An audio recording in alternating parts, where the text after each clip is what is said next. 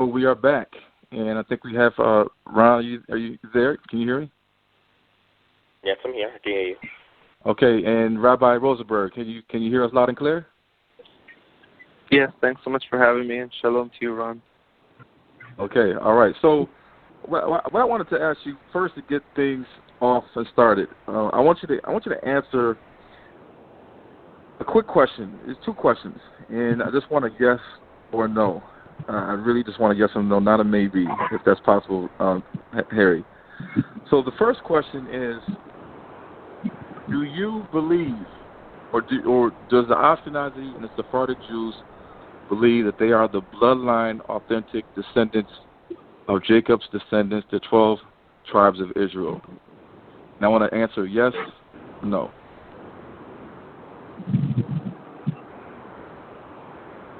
I mean, it's a very, you don't want to maybe, you want to yes or no, but it's very clear because we record families amongst us who, yes, who are, and many families who are no or not. So there's not a blanket, we don't consider ourselves one group in that regard, but I'll tell you also that the people within that category make this an irrelevant question. Okay. All right, so then the second question. We can talk about that why as well. Okay, yeah. Okay.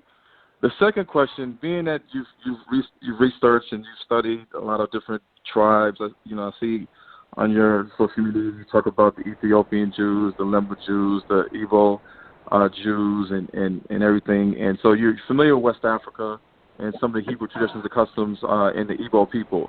And you already know that a good number of African Americans, their ancestors, were taken from West Africa during the transatlantic slave trade, and they were brought over to the Americas, a very high number. When you're looking at the Igbo, you're looking basically at the slave coast, where you had Nigeria, which can encompass the Yoruba land and Igbo land and the Ibibio Efik land as well, and Cameroon, as well as Ghana, Togoland, and Benin, Dahomey, and the Ivory Coast, and we can even go all the way up to Senegal, Gambia. But that being said, and these people all have the same blood type DNA that connects them back to West Africa, especially with the Igbo people. With that being said, do you believe that the African Americans in America, or so-called Negroes, are descendants of the ancient biblical Hebrew Israelites, the sons of Jacob, and therefore they are a Semitic people and are also the chosen people of God, as most black church people, really are calling people Gentiles? Do you believe that African Americans are children of Israel? Right. It would seem to me, based on from what I understand of the Igbo culture and their return to Torah now, and my very clear understanding that many Igbo were taken to the Americas on slave ships, it would seem a very logical conclusion that would mean a lot of the children of the Igbo tribe are in America, and if we're considering the Igbo tribe the children of Israel today, that's great. But when we look at this phenomenon, which we could discuss at length, we don't say 5 million Israelites made it to Africa, became the Igbo, or we don't say 10,000 Israelites made it to Africa. For all we know, it could have been one human who made it to one region of the world. And I'm not saying this is specifically for Africa. This is for any nation around the world that's identifying Israel today. Look at the story of Esther or the story of Joseph. These are stories of Israelites who have risen to places of power where they've become ruler over a land. They've gotten married and had prominent family that were born from them. So imagine the story of the Israelites scattering around the whole world. You're going to assume in different regions of the world, Israelites are going to become, prominent, have children, and have large plans for them. So there's rabbis today who pass away in our lifetime, and they'll have 2,000 or 3,000 descendants of theirs show up. Mark my words, 2,000 or 3,000 descendants, humans that come from one man, will show up to a funeral. So my answer is, yeah, the African Americans in America, that would make total sense to me and be a beautiful thing that you see the blood of Israel flowing through them. But then to start to pick and choose who is and who isn't, that's another question. But yeah, I fully believe with all my heart and soul that could be the case. Okay, now before I get Ron on the line, because he has a lot of questions. Don't you think it's important when black people are reading their Bibles and they're reading the Old Testament, they're reading about Ezekiel and Isaiah, and they're reading about Daniel, and they're reading about prophecy, and they're reading about Gog and Magog and the bands of Togarmah and Tubal and Meshach and all these different nations of Japheth, shouldn't we know who these people are today? Because if everybody's descended from Noah and his three sons, if you look at I'm sorry, there's some background noise. So if you look at the table of nations, you see that you have the sons of Noah, Ham, Shem, and Japheth. Shouldn't we know as blacks that are Christians and also Hebrew Israelites today that are in the truth? Shouldn't we know who is who? As according to the Bible, you have the Chaldeans saying that they're from the land of Ur, they're the Chaldeans. You have the white-skinned Arabs or the dark-skinned Arabs that are saying that they're the sons of Ishmael. You see that there's people that in Africa that don't ascribe to being Hebrew Israelites, and they would most likely ascribe to the sons of Ham.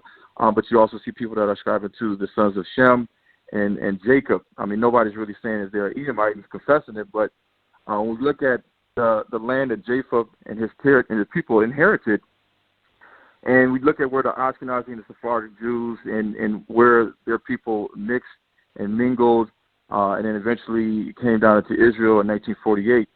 Shouldn't we have some clarification and some truth as to who is really who? I mean, we all know about the strangers and the foreigners, but we should know and have a clear distinction of who's the real Israelites and who's not. Because, the Bible and a lot of Jews say if you bless Israel, God will bless you if you bless Israel. But it seems to me that a lot of people, the whole world is being deceived to be in blessing the wrong people.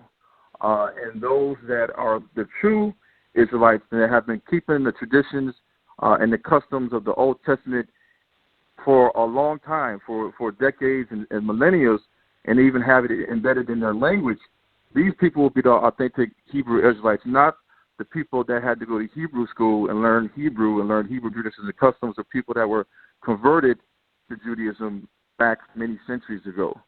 So don't you think it's important that we have truth? Because, the Bible talks about Satan being the father of the lies, and he talked about, Christ talked about the Pharisees being of the father, and the father's the devil, and he's the liar every time he speaks of it. So shouldn't we have some truth when we're reading the Old Testament and New Testament? That's a great question. I'll just start my answer off with a little story. When I visit America, because I live in Israel now, but when I visit America, and let's say I'm on an airplane or on a train or on a bus, wherever I am, and I'm next to someone who's an African American. So, we engage in a dialogue. We say, what's going on? Everything good? Life okay? Then I say to them, something interesting I'm studying. Did you know about the Igbo tribe in Africa, that they're one of the largest tribes in Africa that identify as being from the children of Israel? And they say, no, I didn't really know about that. And then I say, well, did you know also that this tribe made up a large percentage of the transatlantic slave trade? And they say, no, I didn't really even know about that either. And I say, well, you have some Google homework to do when you get home then, because there's some interesting stuff going on. And, I have that conversation frequently. I find it fun to just plant those seeds in people's minds, and I'm sure that's what you do full time, trying to do that to your nation and your people who you identify with.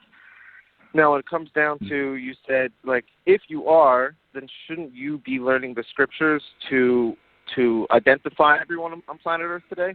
And I think that's where it gets a little dangerous for you to make that assessment right now, and I'll tell you why. Because it's a very tricky game when you become in the driver's seat of decoding prophecy. But the Torah is very clear on things it wants us to do as a nation. So instead of saying to me, shouldn't we be learning the scriptures to find out who is who today? Why aren't you saying to me, shouldn't we be learning the statutes and the commandments fully from the Torah of how to become a nation again? As far as the Shabbat and making tzitzit and making a sukkah, putting a mezuzah, all the laws that are applicable today, how come that shouldn't be the focus on educating and giving birth to a people? Right, that's a good question and a good point you made. But we all know that in the state of Israel, there's a rabbinical board that determines who is an Israelite and if you're allowed to return and make the aliyah back to Israel. And you have the Indian Jews, the B'nai Manasseh, and you have other different, the Ethiopian Jews. And, of course, before they're allowed as a people to even come in a mass number to Israel, just being honest, you're not going to all of a sudden just take all the Biafran and the Igbo Nigerians and just say we're going to bring you all back to Israel, because that hasn't happened yet. But with the Ethiopian Jews, you have to. It seems like you have the state of Israel determining who is Israelite and who is not. And if you accept that they're Israelite, whether from the tribe of Dan or from the tribe of Benjamin, then they have to be accepted by you guys to come into Israel. They have to be given a bath, a mikvah in a pool or in the flowing stream.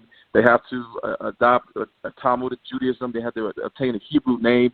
and they basically have to do what you guys say they got to do to come into the state of Israel, when these people, especially the Igbo Jews and a lot of other West African tribes, they've been practicing this as their traditions and customs. It's been ingrained in them for centuries, for generations, and all they've kept is the oral histories and these traditions and customs which make them Hebrew Israelites.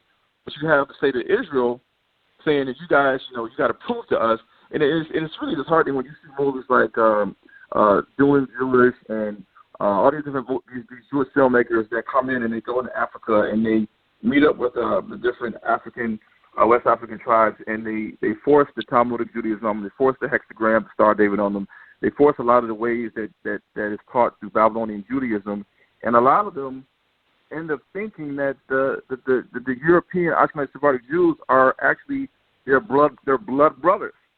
And we all know that two Ashkenazi people, a woman and a man, cannot birth a Nigerian Igbo child.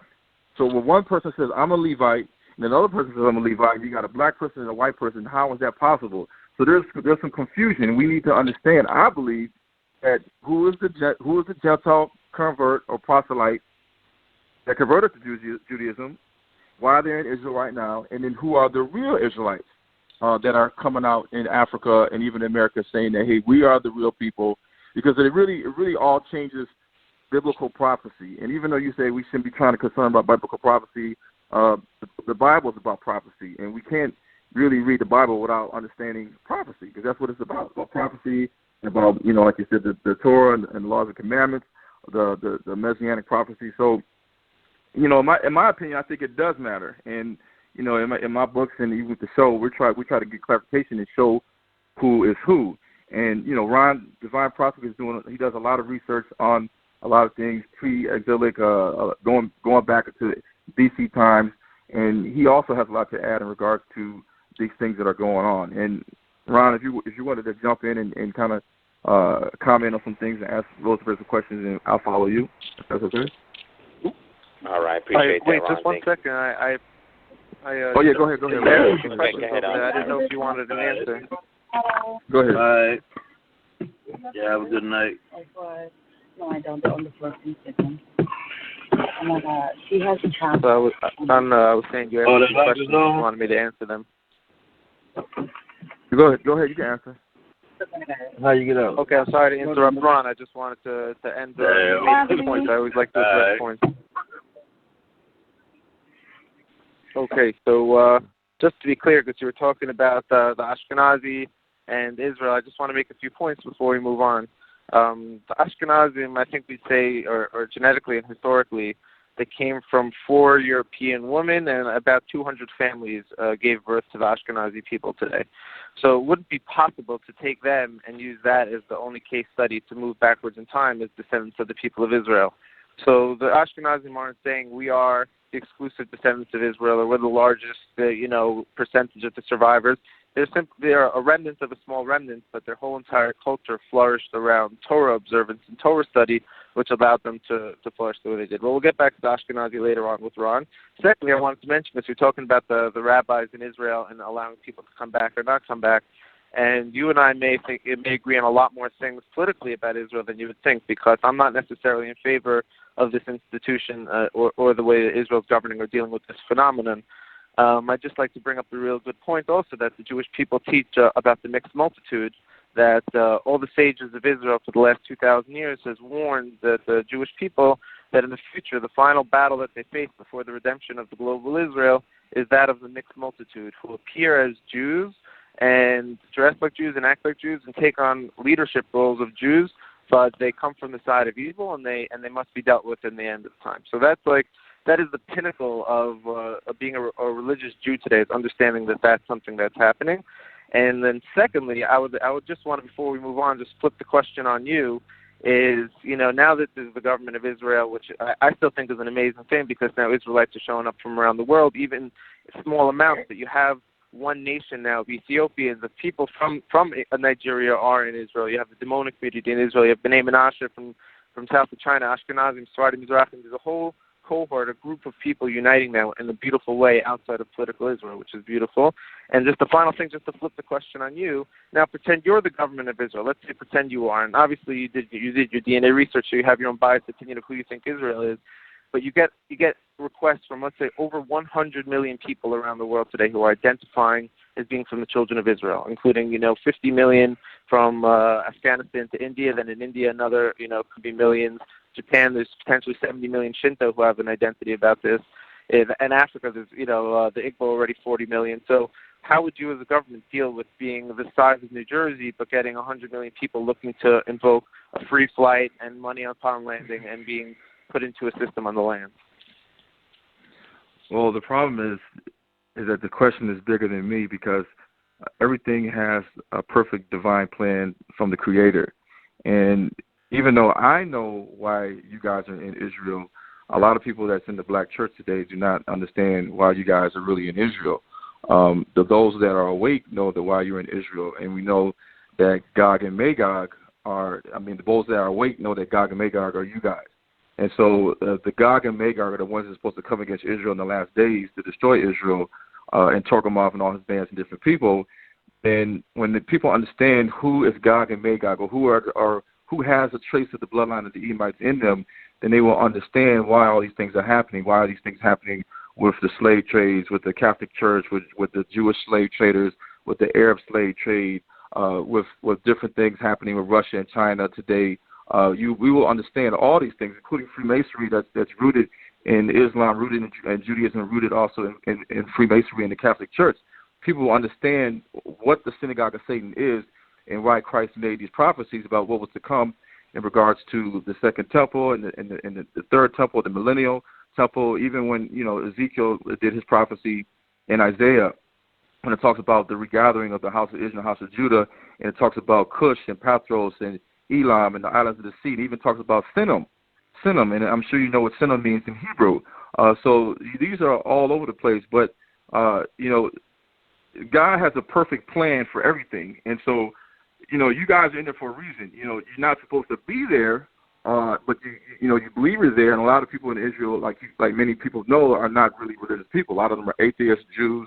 A lot of them are just there benefiting from the title Jew and living off the fact that the world believes that you are Jews. So you get many benefits from our government and from other governments in the Christian church to help establish the state of Israel. But it was all a perfect plan. So I really can't answer the question that what would I do if I was in Israel and I had all these people saying I want to come in to be a part of Israel because we're all Israelites now, because that just I'm not in control of future and destiny of what's to come in the last days. So I'm sorry, I can't answer that question.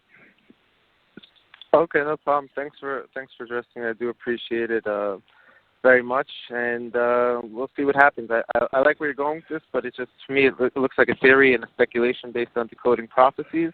I would say, first of all, you quote, the synagogue of Satan. That's a New Testament doctrine, so Jewish people don't believe that anything that came from the church or the time of the councils, all this stuff, that we don't take it serious. But if I would say if there was an ever group of people who wrote the word synagogue of Satan in Latin, the people who wrote that are probably the synagogue of Satan. So now if you see today the Vatican and all the human sacrifices going around the world and what they do with little kids and that they stored all the ancient books, like that would mean, like, wait, that probably seems like the synagogue of Satan.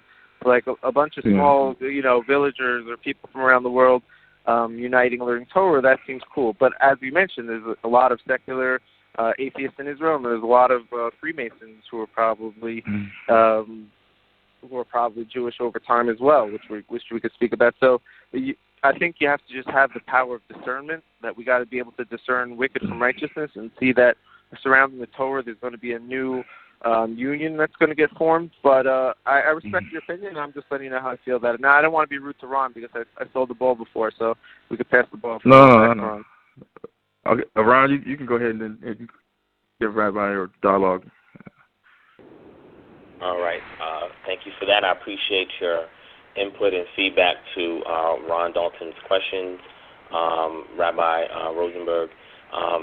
My angle is slightly different, but doesn't deviate too much away from the premise that was established by Ron. What I would like to ask is just a couple of questions, kind of gauge what your worldview is, so that way I don't create any straw men in interfacing with you, and I can ensure that whatever I ask or whatever type of engagement and dialogue that we have that is pertinent to what both our worldviews are. So my particular position, if you're not already aware of it, is I'm getting into a particular area of research that deals with the lost tribes, the 10 lost tribes, exiled into West Africa, and bringing certain customs with them that would be a time capsule for what was captured from what they were doing before they got exposed out of the land. So when Sennacherib had sieged Samaria and sieged the northern tribes, we have a great amount of northern tribe Israelites who settled in Judea and the south to flee. And another good portion of them made their way along the Nile and took the sub-Saharan route over to West Africa over hundreds of years and settled there. They brought several customs with them that we see now amongst the peoples of West Africa. But these customs ceased to be practiced once the southern tribes went into Babylonian captivity for 70 years and returned back during Persian captivity by way of Cyprus and then later on Darius to rebuild the temple, the city, the walls, etc. So what I have noticed is a distinction between the ancient pre-exilic Israelite culture and customs, along with practices, traditions, etc., and what is now labeled as Second Temple Judaism, right? So what I would like to know for you is that, are you familiar with the dichotomy of Second Temple Judaism and the ancient pre-exilic Israelite practices? Yeah, I mean, those were definitely great questions, and here's the way I look at it is you're certainly right. I mean, today when the Jewish people study the Torah, study the laws, they study very specific topics and don't cover a lot of things that may have been relevant to the time when we were living in the land of the temple. So, they'll study the laws of monetary cases or the laws of, of prayer, but when it comes to the laws of how to, let your land rest on the sabbatical year, that may not be as strongly studied because of survival in the exile. But at the time of the Second Temple, which you're speaking about, which certainly, we had Ezra and Nehemiah, and then they formed the Great Council of Sages, the Great Assembly, and they started, ruling the people of Israel. There was still a small time period where prophecy was in existence, and yet this new culture, these new ways of practicing and upkeeping the Torah was being formed. So the way I look at it is what happened during the Second Temple and the survival of the Torah throughout the generations, that was divine, and that was on purpose. That's going to play a beautiful role. That doesn't mean that tribes who went into exile prior, which a large bulk of the nation went missing prior to this period, were lost all around the world. It would make sense that they are carrying certain traditions that may have been more dependent on commandments based on actually living in the land. That would make sense to me. And I mean, I would ask you also, because it's great that you're doing the research on the 10 tribes in Africa, I would wonder that maybe there was also Judeans. As Josephus said, I think it was 1 million, or millions, he says, of Judeans fled into Africa during the destruction of the temple. And also, would you assume that the 10 tribes also had probably scattered maybe even one human or maybe 10,000 humans to the north and to the far east of Israel throughout the exiles? Yeah, so that's great feedback, and it seems like you know the direction I'm going, so we can dialogue on that. So what I will say is that prior to the 70 AD destruction of the temple, prior to the Bar Kokhba revolt in 135 AD, prior to the last Sanhedrin Council in the land of Israel, where we get the Hillel II calculation in regards to the calendar system, and then the expulsion of the Israelites, or the Judeans, during that time. Prior to all of these incidences, we had these northern tribes that had already migrated into West Africa. So being that these northern tribes had migrated into West Africa, the question is, once the southern tribes got exiled, and we had a good portion of, like you mentioned, Josephus, who says about 1 million or so of them went into Africa, we have to look at the migration routes, settlements. And the reason why I'm bringing this up, because I'm getting to my final question I would like to ask you to see what your perspective is on it. But we'll see a situation where we have people who are reported to be Jews, quote unquote, and I say that's a misnomer when it comes to the northern tribes that were in West Africa. And I'm not saying that the northern tribes were limited to just West Africa. We know they were scattered abroad all over into Mesopotamia and other areas of the world. But I'm putting a particular emphasis on West Africa because it makes my point that I'm about to follow up with. We find that there are practices that they keep, the mitzvot that they keep, but other practices they keep, that if a foreigner who is only familiar with the Bible, or let's just say the Torah, Tanakh, whatever the case may be, was to see these people in West Africa and look at their practices, they would be able to say, wait, these individuals are doing this and these individuals are doing that, and wow, that's interesting. But how would they know the distinction between who are the ones from Judea who fled and who are the ones much earlier, hundreds of years earlier, from the northern tribes who fled into Africa? Well, you have to examine the practices they be doing a little bit more intricately. And an example of that is this, and this is going to make my point, and then I would like your feedback on this. When we look at the story of Hadad El-Dani, where he was speaking to the Algerian Yahudim and was reporting to them what he encountered in sub-Saharan Africa, he said, man, you know, when I went to sub-Saharan Africa, I had encountered some quote-unquote Jews there. He said, but I realized that from their traditions, from what they said they came from, who they are, they were identifying themselves as being the specific northern tribes, right? Gad more specifically, but they also mention Naphtali, and they also mention Asher, if I'm not mistaken. And he said to them, he said, man, but what I noticed was very distinct was that these individuals were not familiar with halakhic law. These individuals were not familiar with the Talmud, which would include the Mishnaic writings and the Gemara. They would not be familiar with any of these things that you guys are familiar with.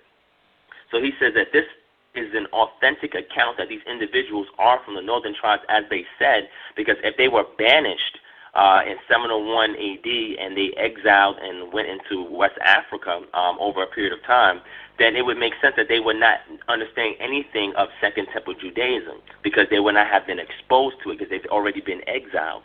So these individuals have made their way into sub-Saharan Africa and have settled there and kept their oral tradition, their social memory, and their customs, practices, and the way they perform their mitzvot, then it's evident that these individuals who are living there, and this is the 9th century AD, that's reported by Hadad El-Dani, we see it's very evident that these individuals were northern tribes, had customs and practices they were doing that they would be unfamiliar of what any kind of Second Temple Judean Israelites would have been practicing.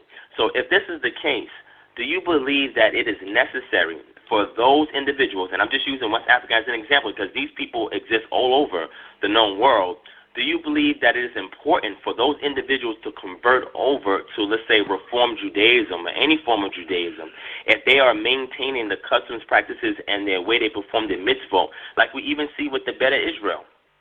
With a similar case scenario where there were some halakhic laws that they weren't unfamiliar with and certain other First Temple practices that they performed that they would have been unfamiliar with Second Temple practices. Do you think that it is right by way of the Torah or by way of your worldview that they should be converted over to a form of Judaism that would be unfamiliar to them and their ancestors in order for them to be right back in alignment with the way that Torah should be properly practiced? That's a great. You're asking, by the way, super questions, and I'm very thrilled to give this answer.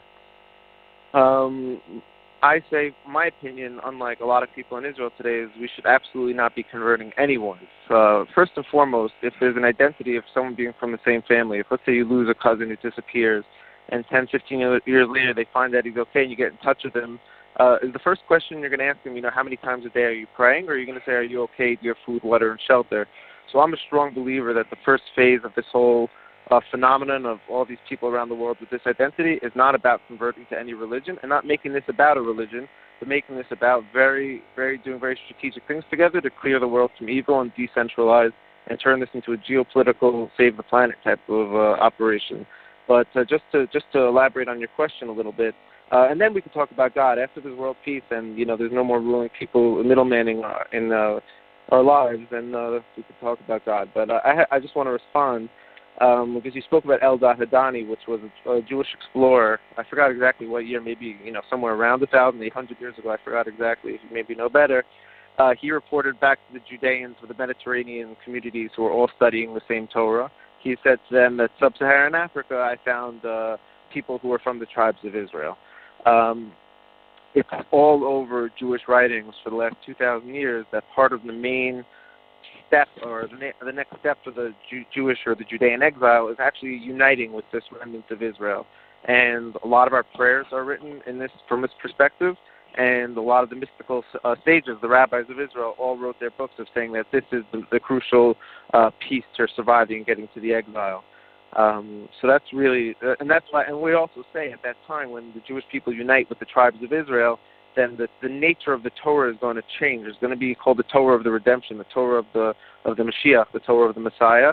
So I'm saying, if when this time happens, we evolve out of the Torah that we're currently, the way we practice living now, we'll get new commandments that are evolving, maybe around living in the land, etc. When this time period happens, then we're all going to be in this new union together. So are we supposed to bring the whole world into something that we're about to evolve out of? It's like a chicken and egg thing. No, because I believe we evolve out of this religion when the whole world unites. And just to answer a few of your points, just to continue, you were saying that when the tribes are in Africa, shouldn't we? How do we know what we're looking for? Because we're looking for Second Temple Judaism. We're looking for a really teeny small remnant of the Israelite diaspora.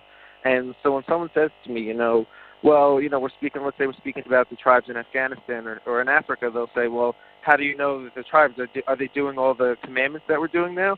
And I say, well, why would you even assume that they should be? They left prior to the Second Temple. They were in exile. And secondly, a lot of the tribes were idol worshippers who left Israel as idol worshippers as well. So you have to assume that amongst many of these tribes, you may see still the concept of foreign deities and there were certain rituals that are considered idol worship. So that's one point I say. So, for example, when the Afghans, who are 40 million people in Afghanistan, said they're from the exile of the First Temple 2,700 years ago, the first thing we did was create relationships with them, form bonds, understand them, understand the culture. But we just did for academic purposes. We sent a survey all across Afghanistan to people who identified as being from the tribes of Israel, a Google survey with lots of different questions about who they are, their identity, their names, their legends, what their ancestors told them, their customs, traditions. And they were very eager, very happy to fill out the survey and answer all these questions. And we were pulling from different regions all across Afghanistan. It's a huge region, a huge nation. And we noticed that there was a very clear distinction between certain things that the Jewish people would consider Judaic or Rabbinic Judaism, and then Torah Judaism. So there's two sets of laws that the Jews practice. There's Rabbinic Judaism, which is fences and safeguards we put around the commandments, and then there's Torah Judaism, which is just simple commandments from the Torah, to like wear your fringes or to do certain ways to prepare your meat. So we saw amongst the Afghan Pashtuns who claimed to be from the first exile, we saw that they're clearly doing tradition, customs from the Torah from the First Temple period, but not necessarily things that became Rabbinic Judaism later on in life, which is very interesting. And so from my perspective is, if you say how do we know what to look for, the first thing is, you could find a lot of traditions of the Israelites a lot around the whole world, and we all know that. But it's not about playing detective and saying who we think is. What I think is crucial is who's saying they are. And that's the people that should be at the table. Like the Igbo people we all know are taking the right steps. You have guys like Remy Lona writing books, but you have their whole nation there. They're wearing talit. The leader of the freedom, the Free Biafra movement, Nami Kondo, I think his name is. He wears a talit prayer shawl to his court cases. They're a nation, returning to the Torah, which is it's gonna have ripples across the whole world. So I'm all about the other West African communities you're speaking about joining in on the Torah also. But I'm that if they show up to the table, that would be great. I understand there's lots of individuals, but as a nation, that's still something that could have to happen. And if there's individuals out there like yourselves waking them up, and what you're doing is bringing Torah to people, which is a very sane thing. And just my last thought, just to end, sorry so long, if there was these tribes in West Africa today who are now in touch with you guys, and they're showing you their First Temple traditions, etc., wouldn't they still be interested in adopting the Torah that they left? Because let's say you have Second Temple Judaism that forms, it was still based on a super high percentage of actual commandments from the Torah of how to keep them, how to preserve, what the Torah is implying, what it means. So wouldn't there want to be still a value kept in the Torah that was preserved over the exiles?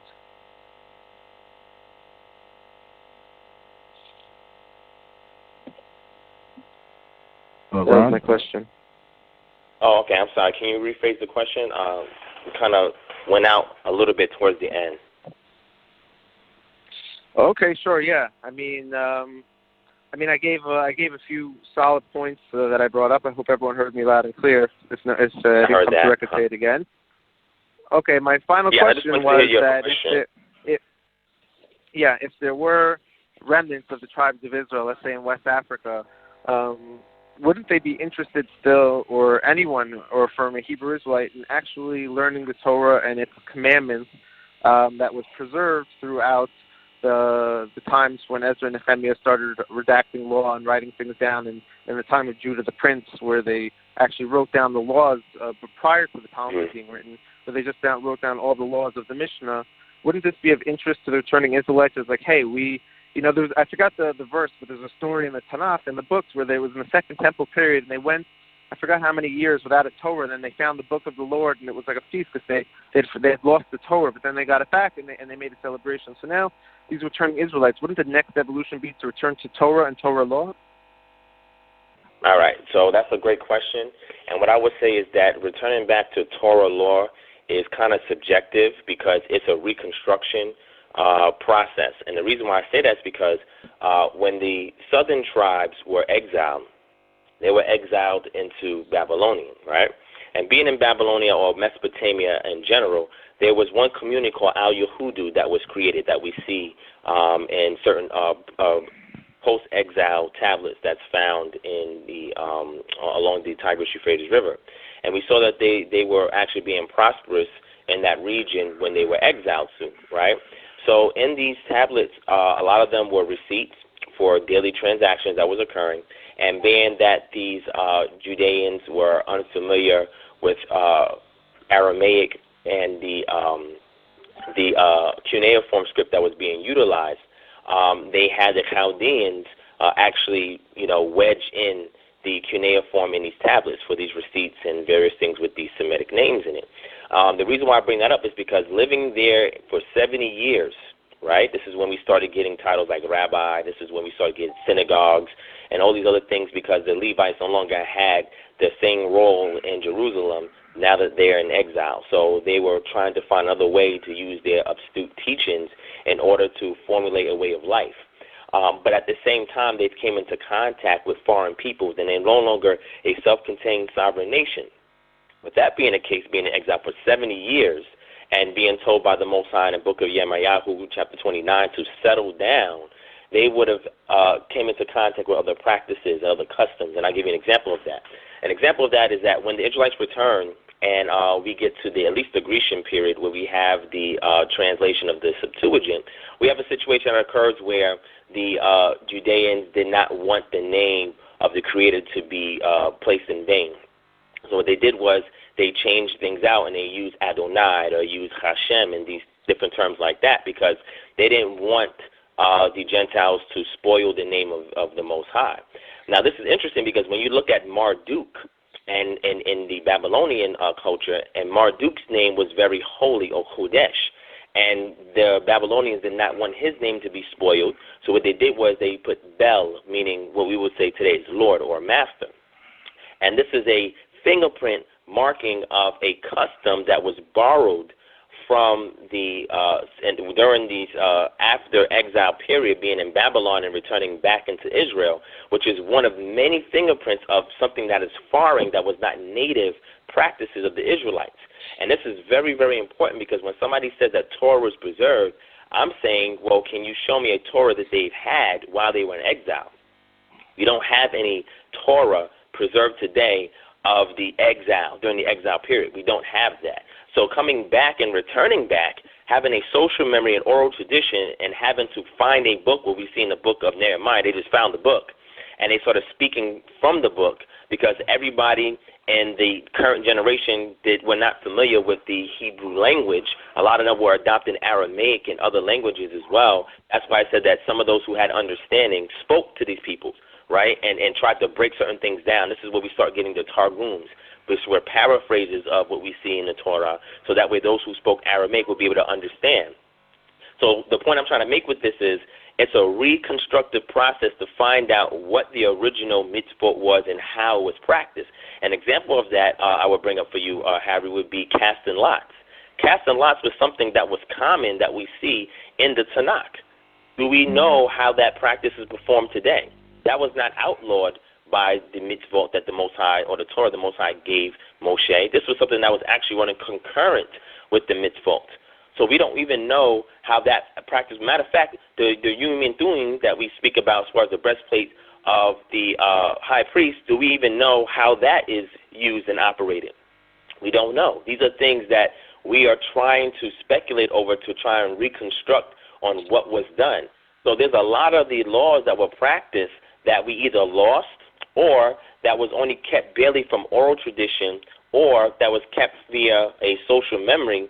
And now when they got time to write everything back down, that does not mean everything is exact. So what I do is that I use comparative cultures, right, and I use archaeology to also complement what we read today in the Tanakh to try and reconstruct to see what actually took place.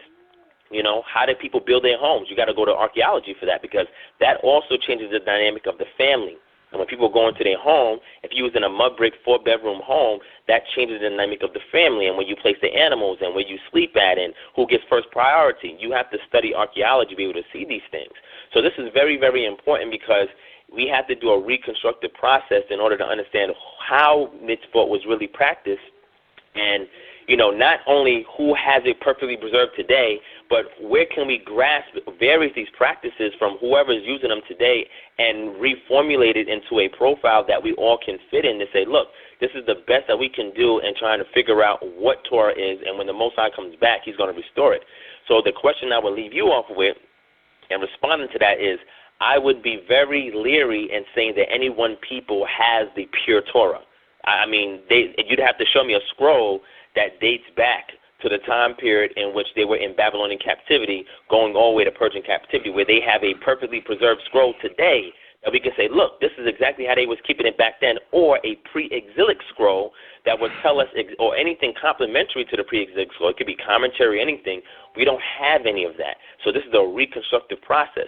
And knowing that, can you say for certainty that what the Ashkenazim was able to preserve today is the original way that Torah was practiced? Because we know a lot of the Mishnaic writings that was based on the Sanhedrin rulings to try and ascertain what the oral Torah is, that's based on things that arose during the Greco-Roman period, where we had, after the Maccabean revolt, the Hasmonean dynasty, where we had the Pharisaic sect and the Sadducean sect pop up on the scene, along with the Essene sect and the Zealot sects.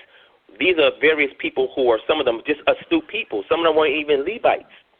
So how can we trust and say that the Ashkenazim today, if they are the genetic descendants of the Yahudim who returned back to Israel, that they perfectly have the Torah preserved to the point where they have the final authority on how it should be taught to all the other scattered tribes of Israel? Right. Gato asking also an all-star question. It's a great question, and I hope we have a good answer. So I would ask everyone to do their own research also. There's a letter, a famous letter, that we've spoken about in the past that was written by the Ashkenazi Jewish community. I think it was about 200 years ago. It was written, I think it was sent towards Africa or into Africa. It didn't make it to the final destination, but we have a copy of the letter where they were searching for what we call the B'nai Moshe, the children of Moses, who supposedly are hiding in some region amongst the world that can't access until a certain time, for practicing all the original laws of Moses as Moses taught them. And the letter was begging for them to return back to Israel so they could bring back Smicha, of official ordination for Moses' name, and to reestablish the laws in the courts of Israel. So the crux of the Jewish religion today is finding humans who can show you the original customs of the Torah. But they say that they'll be able to still point to actual verses and show you that this is what this means or this is what this means, and expound upon the Torah. That's just what I want to open this on. Secondly, when you're saying how let's say the Second Temple had exile influence on the culture of the Judeans because they were coming from Babylon, they're speaking Aramaic. First and foremost, I'm under the impression the people of Israel didn't speak Holy Tongue as a mundane language. There was always some form of communication between them. But you have certain books of the Tanakh are written in Aramaic, and there was a time when there was with Daniel when the writing was on the wall. Some people believe that was actually the writing of the holy language that people didn't know, but he understood it. And so I wanted to go back to my main point is, let's say you have Daniel, and you're still at the time of prophets. At the time of the Second Temple, there was still a crossover of prophecy. Now, if there's prophecy, doesn't that mean that the Creator is still there with the people guiding them? And I want to reference a specific point. So the Jewish people today, we pray 3 times a day. And so someone says, that sounds good, but I'm not into the whole rabbi thing, so I don't do 3 times a day. That's not my thing. But if you look at Daniel in the scriptures, it was very clear there was a time when he was in distress, and it says he went to the window 3 times a day to pray. So we believe that the laws that we've preserved are still coming from the time of prophecy and Ezra and Nehemiah, so we feel validated to say that these are what we're supposed to be keeping in the exile. Even though, and then now for just to move forward another time, he said with the Septuagint, when there was, I think, 70 sages of Israel were forced by the Greeks to translate the Torah into Latin, I believe. And you said they all wrote, they wrote certain things differently because they didn't want to blasphemize the name of God. You're 100% right. I'll tell you a story behind the scenes because our teachings of Torah come from those 70 sages that translated are part of the traditions that we're keeping today. And when they taught over that there was a miracle that day that we still celebrate, when they were each that translates Torah to Latin, they were each put in a separate room. They weren't allowed to sit together to do it. They weren't allowed to communicate one with another. And the miracle was that each 70 of them had altered the translation just enough to keep certain things sacred and not profaned by bringing it to the Latin language. So that was a strong miracle. And now, and I understand what you're saying that the Torah that we have today, is that the Torah that everyone should be practicing? And I'll go back to my prior answer that no, I don't think this should be about conversion or you following my way of understanding the Torah. But as far as when the Torah says, I think that we have the exact scriptures, the 5 books of Moses. I think that has been preserved. Now, how we understand it, that's another question. For example, it says in the book, we should build a sukkah, make booths. So from the perspective of the African American, I respect that you're looking into Africa and decoding what's what, but I'd want to know, what is your understanding? What is a booth? Is how do you make it? What could it be made of? Anything? All the nuances of making a booth. Those are commandments that if you wanted to keep it, how do you understand the verses? And just to end on that note, you're also saying, which I think is very cool what you're doing, looking into places who have Israelite origins and deciphering their culture to see if we could put anything in, retroactively build a puzzle. You mentioned the Urim and the Tumim, which is what they used on the breastplate of the high priest of Israel to kind of predict the future or to get answers from God about questions that they would have about what to do as a nation.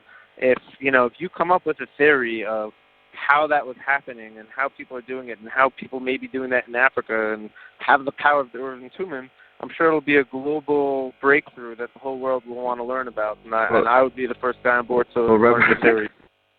Well, Ron, can I just jump in? Yeah, sure.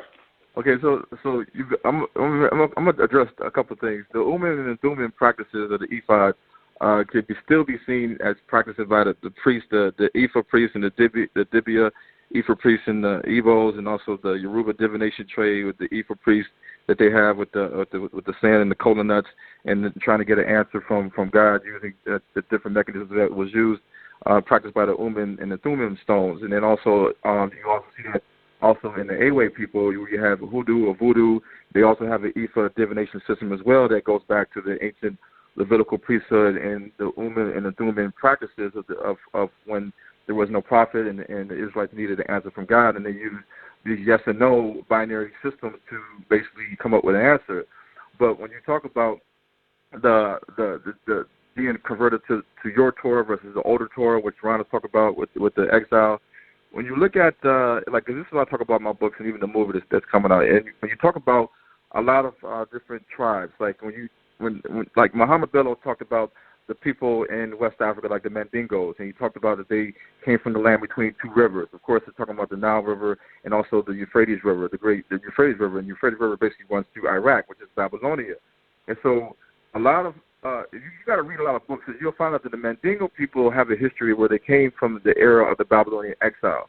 And so if they came from the era of the Babylonian exile and made their way into Africa, then if you're talking about the southern tribes that were exiled into Babylonia, and then you had some of the southern tribes that came back to Israel in the Second Temple period, then you would also be talking about the Mandingo people as well. And it's interesting because the Mandingo people can be seen, their genetic and their fossils.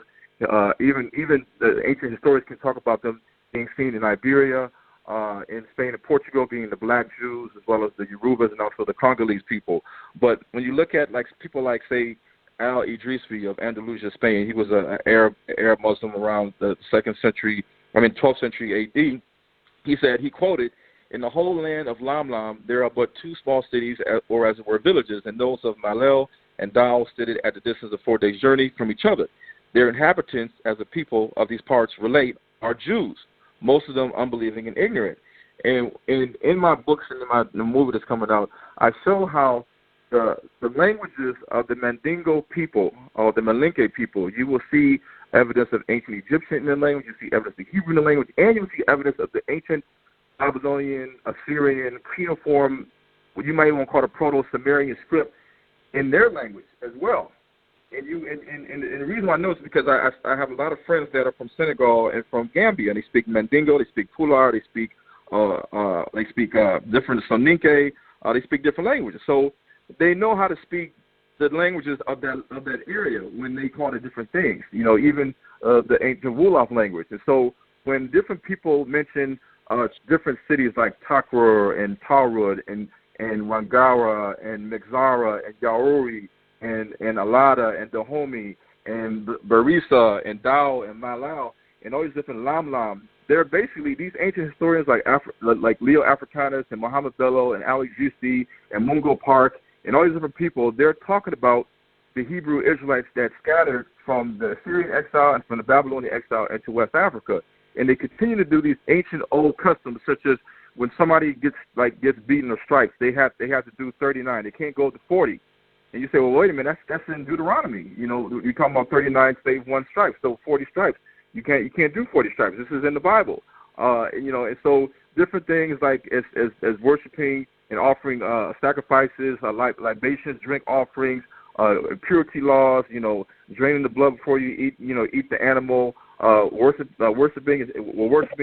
and resting on the Sabbath or 7 days after the new moon. Starting each month with the new moon. All these different things that were being practiced, including the ancient language and the ancient script, which has been Arab, basically kind of like influenced by the Arab religion now. These all go back to ancient Hebrew, and this is what I wanted to really address with you, Harry, because you talked to Stephen Graham, and Stephen Graham has done a lot of documentaries like Secrets of the Desert with black Arabs or the Arabic tribes who say that they came from the Ishmaelite people, the Ishmaelite from Abraham. So when you look at that and you look at your people, you told him that you guys are descendants of the Jews that were sold to the Romans. So we're talking about the Jews the Israelites that were scattered into Africa, because that's what the Israelites did. They went to Africa. They fled into the mountains. But you're talking about your people, the Ashkenazi Sephardic Jews, are the ones that were sold to the Romans in 70 AD. That's what you quoted to Stephen Graham. Now, when you talk about different people like the Romanite Jews say that they basically left Israel around 70 AD and they went up into like Greece, right? And they say that they're not descendants of the Ashkenazi Sephardic Jews. However, when they did their DNA test, what they found was they found evidence of an Edomite influence and also evidence of a Greek influence, which is I know you don't know much about DNA, but when I studied DNA, it all kind of makes sense. The Y DNA G most often correlates to Greece or Macedonia, even Italy or Rome, and I'm going to explain why. And the E1B1B DNA also was found amongst these Romanite Jews along the Mediterranean coast of the Mediterranean Sea in Europe. And so these people did not have the same DNA type as African Americans or people in West Africa. Now, a lot of people say, well, the Jews, they say that we're Jews by our maternal lineage, but they've had people that have studied at the University of Huddersfield. They've done scientific research that says that the maternal line of the Ashkenazi Jews can be traced to Eastern Europe, basically Europe, period.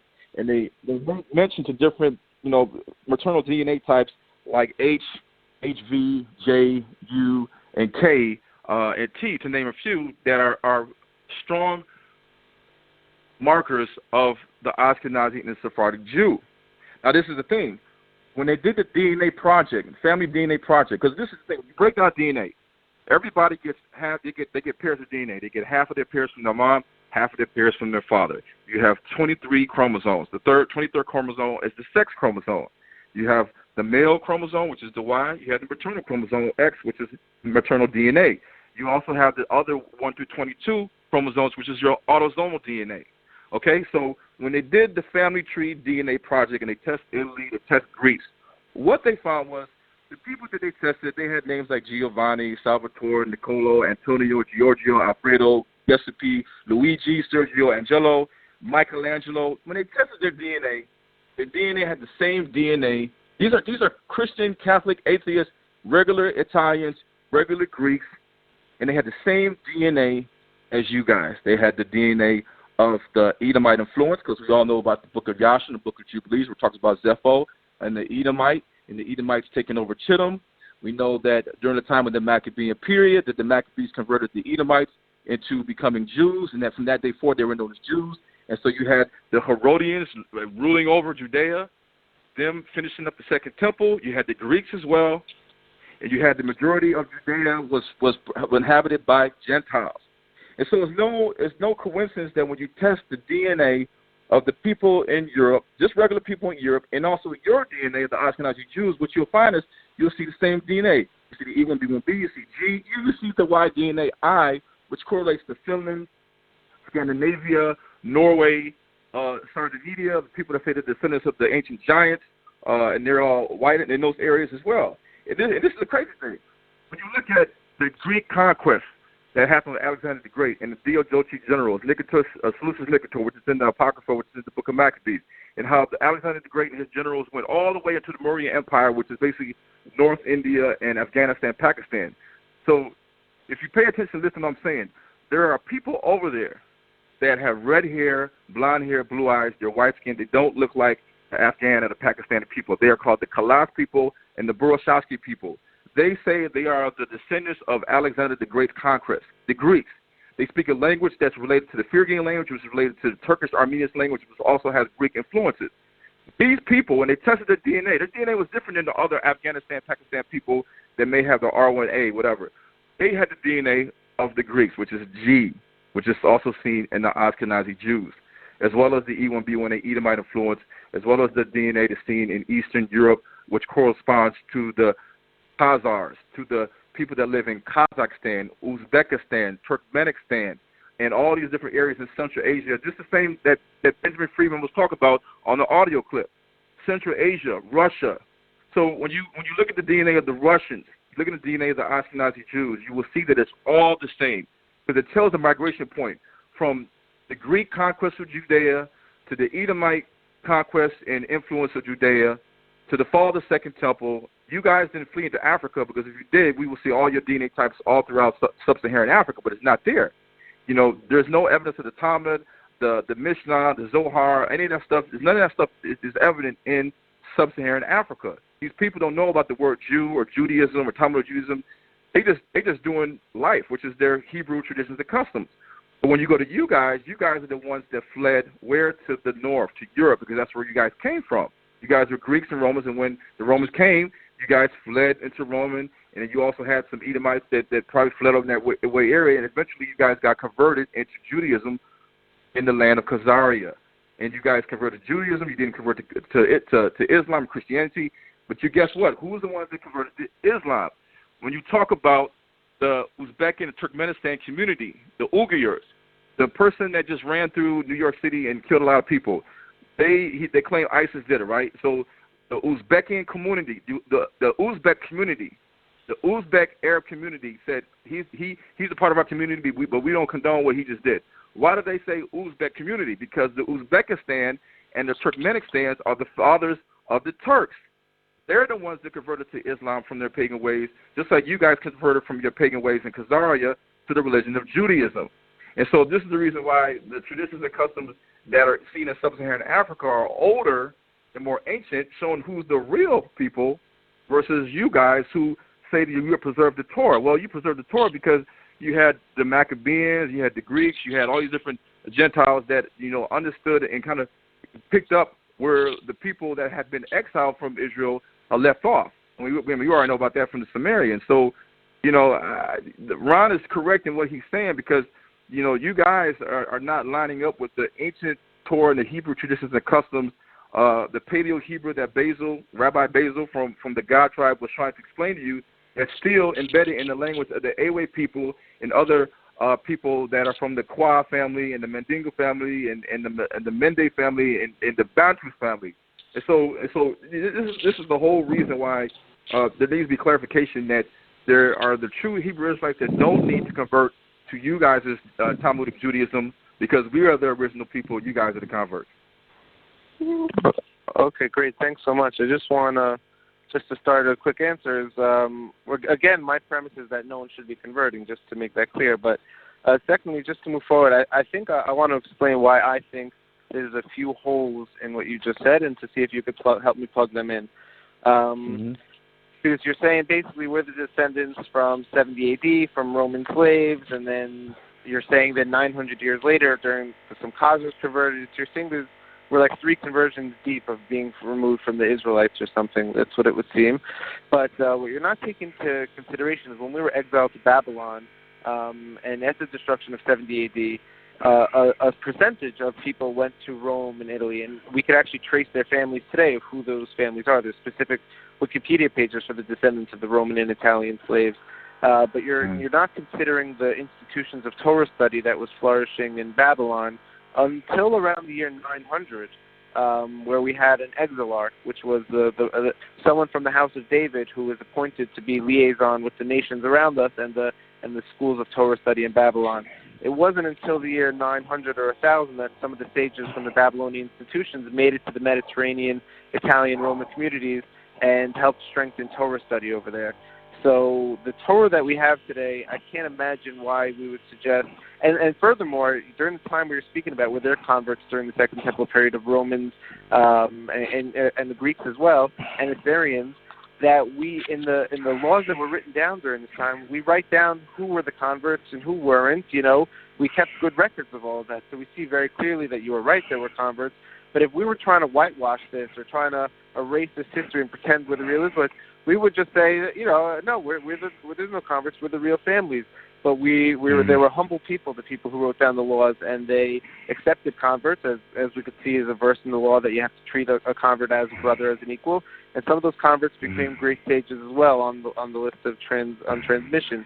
And now you speak about DNA also, like I said before, Joseph could have gone to Egypt and had Egyptian kids. And he did go to Egypt, have Egyptian kids. If they never united with the people of Israel, hypothetically, they would have stayed in Egypt for 2,000 years, becoming a great nation from one Israelite. So again, we say the Ashkenazi Jews are coming from 4 women converts who married Israelite men. That could be the case from 200 families that were very small remnants. And even King David, who had Moabite blood in him from Moab, we don't know who from Moab could have married, European. There's so much speculation in your theory, though, that makes so many generalities. It's going to create more divisions than unity. But I think the main thing is not to engage our communities together in relationship to you have to convert to what we have and what you have is inferior. What each of us has is cool right now. There's something much greater going on, which I know you're aware of because of your Instagram page. There's an evil in the world and there's an agenda towards evil. That should be something that it becomes the cornerstone of nation building, of how to disempower that evil. And I'm not going to say I don't think that maybe there's Jewish people or aspects of Israel that has to do with that. I may be on board with that, and we may have to be revolutionary. But that's just the direction I think we should take these relationships in. Well, Rabbi, we're definitely going to have a part 2, but I want to just lay this on you. The thing is, when you have documentation, because we all know that before the Scandinavians came into Russia and they named it Rus or Russia and they basically converted everybody to Christianity. Before that, you had the Khazars. Back in the 9th century AD, you have people saying that there exist people under the sky in regions where no Christians can be found, whose name is Gog and Magog, and who are Huns. Among them is one called the Khazari, who are circumcised and observe Judaism in its entirety. This is from a Westphalian monk. This is from basically 864 AD. And you have other people like an Arab traveler, Ibn Afadian, or son of Fadian, in 922 AD. He says, the Khazars and their kings are all Jews. The Bulgars and all their neighbors are subject to him. They treat him with worshipful obedience. Some are the opinion that they are Gog and Magog, or the Khazars. When you also talk about Roman historian Cornelius Tacitus, He lived around the 1st century A.D. The side note, he mentions the Hebrews were a race of Ethiopian origin in his works, but he also quoted from one of his books. He said that about the Germany people, about the Germanics in Europe. He said, this is for you. He said, for my part, I agree with those who think that the tribes of Germany are free from all the taint of intermarriages with foreign nations, and that they appear as a distinct, unmixed race like none but themselves. Hence, too, the same physical peculiarities throughout the so vast population. He said that the Germanic people have fierce blue eyes, red hair, huge frames, white skin, fit only for their sudden exertion. They are less able to bear labor's work. Heat and thirst they cannot bear, and the cold and hunger of the climate and soil suit them well. So he's basically telling the people that the Germanic people were white-skinned people with blue eyes and red hair. They could not stand the sun because they lived in the cold areas, which is basically where the Scythians and the Sarmatians and the Uzbek and the Khazars all lived at. And so when you look at your DNA, these people are saying this, but the DNA is also lining up with the fact that you guys are descendants from these regions. When you talk about the Avars, the Ugyars, you talk about the Huns, the Scythians, the Alans, the Armenians, the Romans, all these different people. So when you look at Yiddish, and it's a Turkish Slavic Germanic language that's mixed in with some Hebrew, you understand now where you guys came from.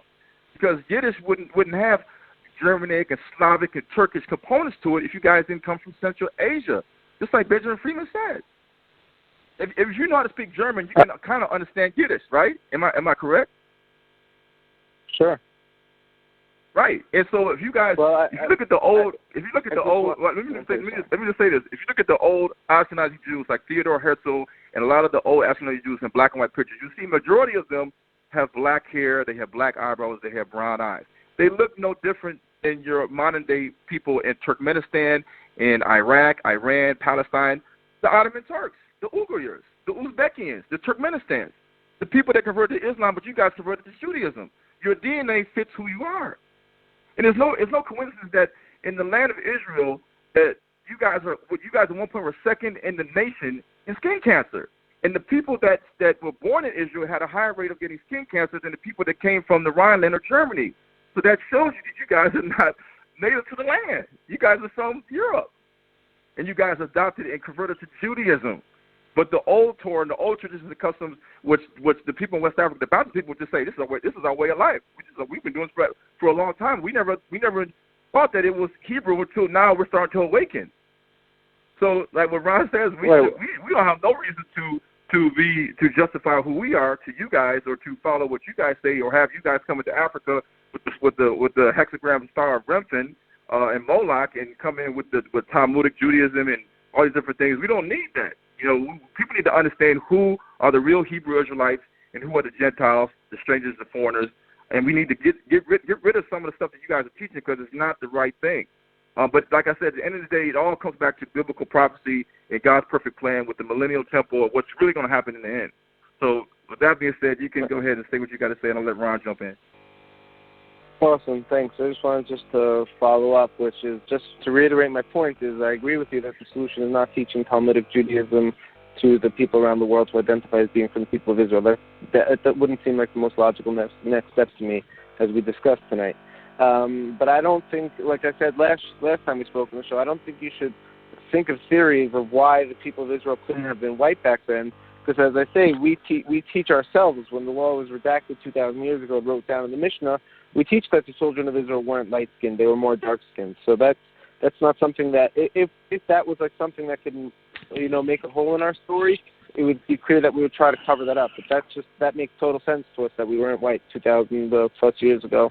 And my question to be, let's say in the hypothetical world, there's a book, I would hope everyone listening has read it, if you believe the Khazar theory. It's called the Kuzari. It was a dialogue written between an Israelite sage from, the Mediterranean coast and the Khazar king about which religion the Khazar king should convert to. And he was writing back and forth with this sage of Israel, or they're having a dialogue, and it's written down what the conversation was. It's a mind-blowing conversation. Let's say hypothetically there was at one point a Khazar conversion. My question would be who converted them? What law was that? Was that the law that I'm speaking about that's from the time of Ezra, Nehemiah, and Daniel, which has divine elements to it that allowed conversion or not? So what I would say is, if there was or wasn't a Khazar conversion, or if or not the most Ashkenazim were born from European converts, according to the law that they're keeping, that was preserved from the time of Ezra and Nehemiah, the time of prophecy, would that make a big difference? What would the matter be? And you said, like we speak Yiddish, so that must mean that we're not from the region. That's like me saying to you, you speak English, so it must mean you're not from the tribes of Israel. That was an exile language that was picked up so they could, so they could interact. And as we've recorded, and why we spoke Aramaic as well, is the holy tongue is not supposed to be spoken as a common language. It's supposed to be used for holy matters.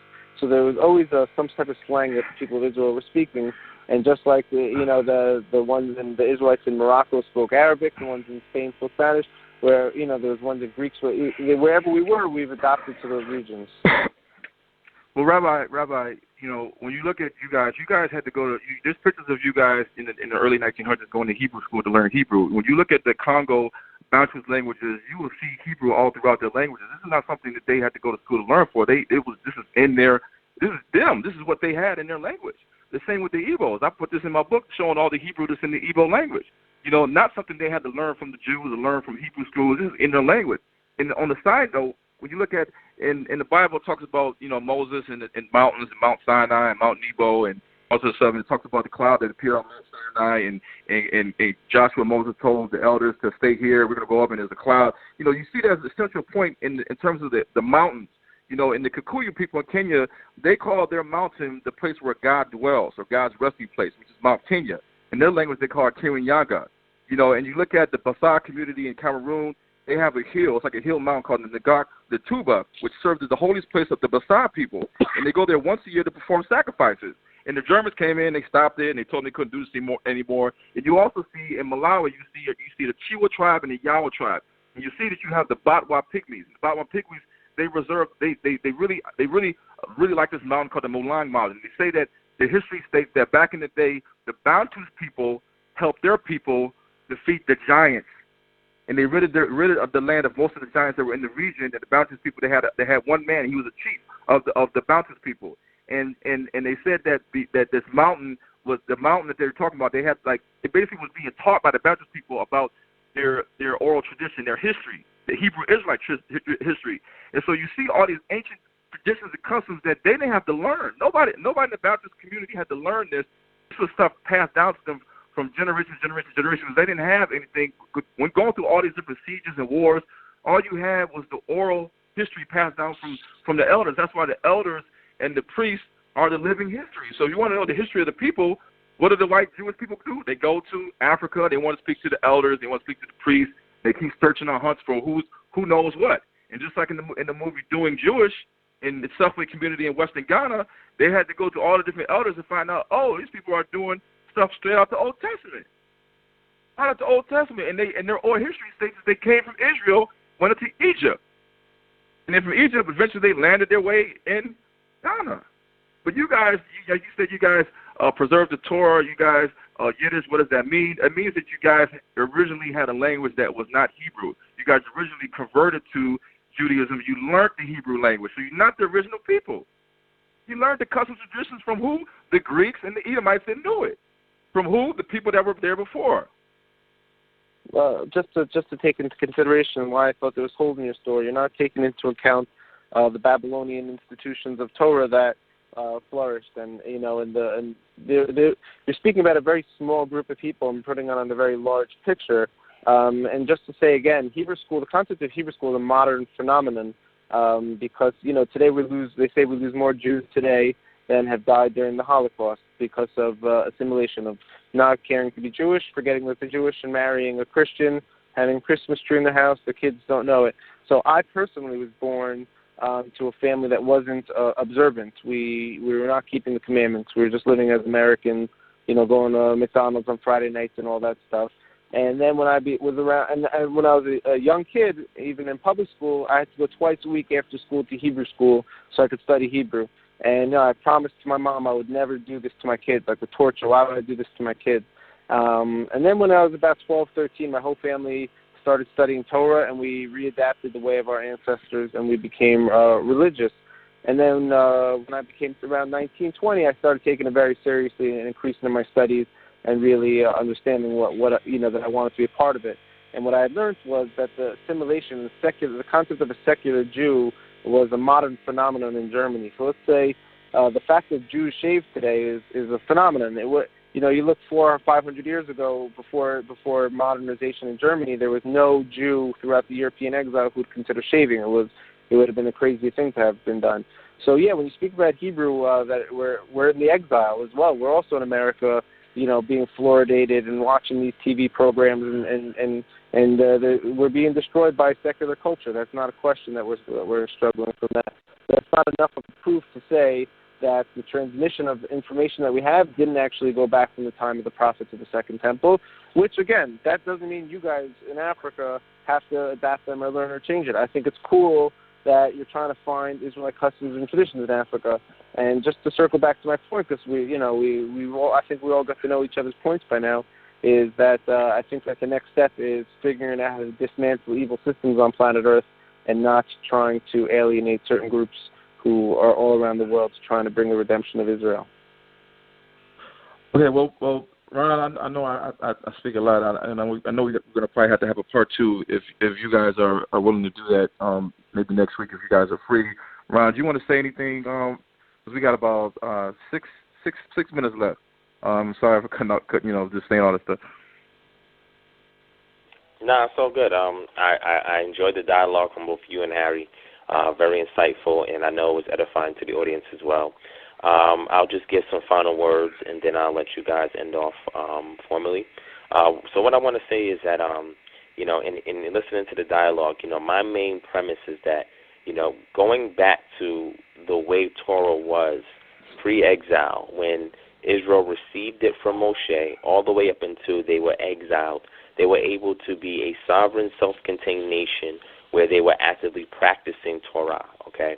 An example of that is the Yavnei Yam Astrakhan, okay? The Yavnei Yam Astrakhan is a letter that was found. So an Astrakhan is a potsherd from pottery that was broken, so it has secondary use. So what they would do is that they would turn it around to the more rougher side, and they would use it to write on, right? And they would use it to create letters.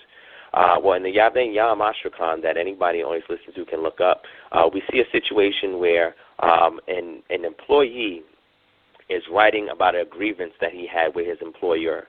And he's writing this to the governor, which means that it made it to the Supreme Court, right? It passed the local judges and it made it to the Supreme Court, this particular case. And what his grievance is that he's saying that according to his employer, he did not meet his quota, right, for the day. And because he didn't meet his quota, what his employer did was he took his cloak and he held his cloak and he said, I'm going to keep your cloak until you meet this quota.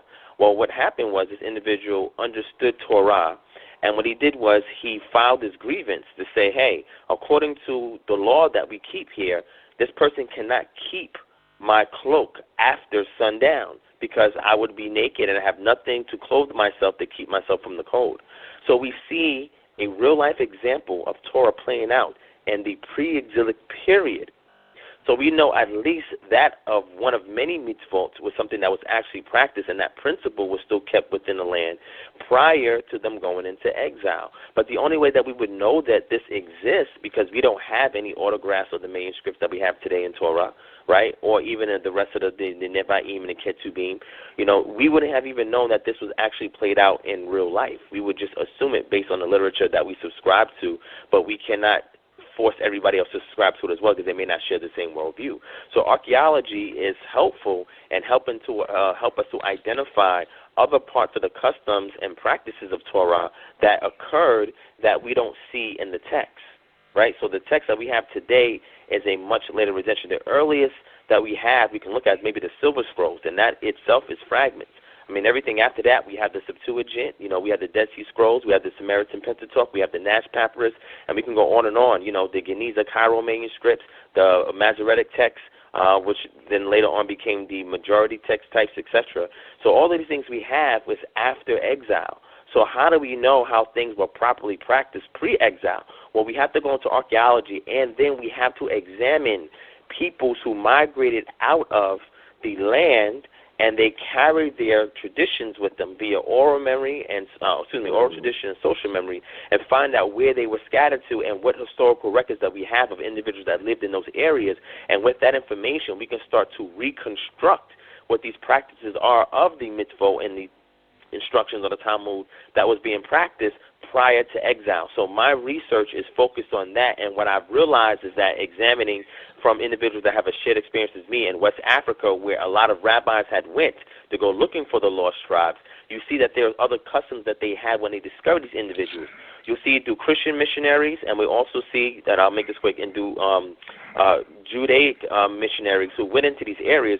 They saw that these individuals were practicing customs, and they were also practicing Torah, but they was like, wait a second, these other customs they practicing, it was foreign to them. But if you go back, for example, in Bereshit 35 and 14, we see Yaakov, he is doing a oblation of wine and oil over a stone memorial. This is still being practiced in West Africa today. This is a custom that the forefathers did and that was still being upheld while they were in the land. So we have to look at these other cultures that have preserved this and see, well, how are they practicing Torah, and use those elements to reconstruct a way for us to get back to the original alignment what the Most High has given to Israel before exile. All right. Okay, that was, sorry about that. Woo. Well, Rabbi, I know you're tired. I know it's been a long night. You got 2 minutes. This is all I want to say. So if you want to come on next week, it's up to you, or just tell me when you and Ron want to come on again. Ron can have some more questions. I want to talk about the Nethinims and the Rechabites and Israel and the you guys, the European Jews, and I also want to talk about the reason and the proof that the British know who are the real children of Israel and why they've been scurrying the globe, killing people, invading people, stealing treasures, hiding stuff. The Roman Catholic Church, who is basically in cahoots with Israel, the Freemasons, and the whole thing is I could talk for days about the groves and the pyramid and the triangles and all the different things about the British and the Israelites scattered across the 4 corners. But I want to talk about that next time, in addition to keep going into Gog and Magog and who they are today in comparison to the real Hebrew Israelites that have scattered to the 4 corners pre-exile, the ones that preserve the old Torah, the old traditions, because it's in the old Paleo-Hebrew language, and maybe Basil can join us as well to break that down for us as well. So that being said, Rabbi, thanks for being on the show. Ron, thanks for being on the show. I know you got a show tomorrow, and we're out of time. Basically, everybody needs to go to the www.thenegronetwork.com and check out my material, support a brother, and then tune in next week to the Hebrews to Negro show. Shalom. Using the media, people can be convinced or swayed to believe anything Satan and man wants them to believe. Remember, the majority of all the TV channels we watch in America are not controlled by Indians, blacks, Latinos, Arabs, or Asians. Only those who have eyes to see and ears to hear will not be blinded by Satan in these last days. My mission is to wake up Black America and people of black descent all over the world, because a storm is coming and we need to be prepared for it. The time is now for us to wake up. So if you agree with my mission, my beliefs, and my message in the Hebrews to Negroes, please help me and my team make a difference.